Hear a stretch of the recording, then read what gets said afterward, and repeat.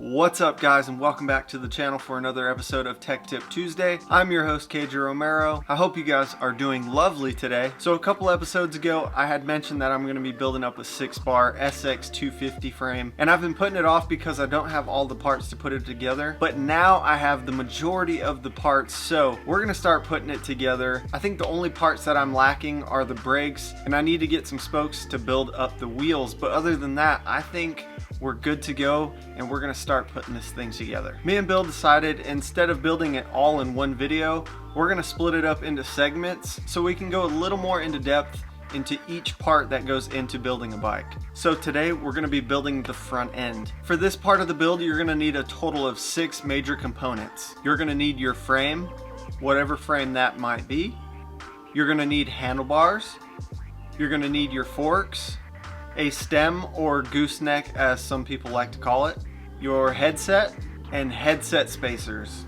So now that we have all those parts together, let's put it on the bike stand, or if you don't have a bike stand, the floor or a table is fine as well. Alright, so first thing you're going to want to do, get your forks and your crown race, slip it on your forks. If you don't know what a crown race is or the importance of it, I'll leave a card up here at the top of the video where you can click it and watch a video where we go more into depth of what a crown race is. Once you have that crown race on, get your bottom bearings, slip it on right there, slip your forks into the steer tube, get all of your components for the top bearing of your headset, slip it on there, just like that.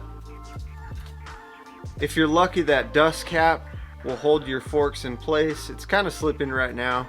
Once you have your forks in, that dust cap on top, now you can put a spacer. I like to get a medium thickness spacer and put it below my stem because I don't like my handlebars to be completely low, but that's personal preference and it's up to you. That's just the way I like to do it. Next, get your stem, slip it on there.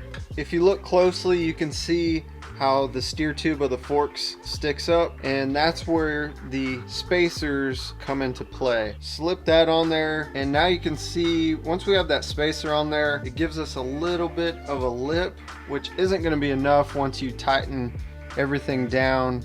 So you'll probably need one more spacer, but if I just get another spacer and put it up on top, and you put the top cap in there and start spinning it, this skinny spacer will want to walk around on you. In order to fix that, take off this thick spacer, put that skinny spacer. Now you have a little bit of a lip right here for this spacer, and now none of them walk around. So now you can tighten it and not have to fight with it. Now you're ready to put the top cap into your steer tube of your forks. But before I do that, you can see there's no grease on here. Any bolt that I put in my bike, I always put grease. This is just Park Tool PolyLube. I'm not really sure what PolyLube is, but I just know it's specifically for bikes, so it works, and that's what I've always used. That's probably too much, but whatever.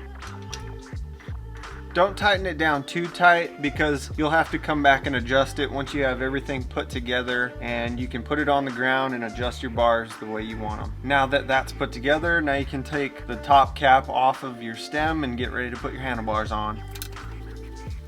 Alright, now that I have all those bolts lubed, now you can put your handlebars on.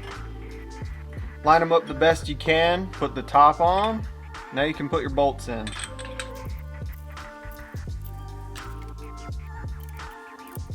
Alright, now the handlebars are on, and like I said with everything else, don't wrench it down yet, because once everything's put together and you have it on the ground, then you can go back, straighten everything, and tighten it down. I know some people like to put their handlebars on the stem before they slide it onto the forks, but this is the way that I like to do it, and I've always done it, and it works for me. Alright, so we have the front end built, we have the handlebars on. Next week, I'm going to be installing the bottom bracket, the spindle, and the cranks. These are going to be 3-piece cranks to kind of go with the whole retro theme. So make sure to subscribe to the channel and be on the lookout, because we're doing it kind of as a series, step by step, how to build a bike from complete scratch. Alright guys, thanks for tuning in, and I'll see you next week.